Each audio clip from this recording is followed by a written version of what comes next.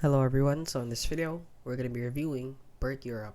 So if you don't know what they are, they're basically Birkenstock, the brand for sandals in Europe. So they actually sell stuff for cheaper on their website. However, I couldn't find their website anymore. It seems to have been taken down since they're more than likely a scam. And as you can see, we have it here opened up on Trustpilot and see that they're rated 2.9 out of 5 stars, which is average with only 2 reviews. However, the 2 reviews are only 1 star. I don't know why it's rated 2.9 stars here on Trustpilot if it's only all 1 star. So there's only 1 review right here. This website looks fake.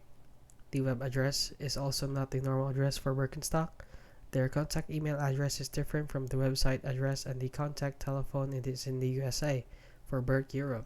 So that should say a lot about this company, since there isn't also a lot of information about this website.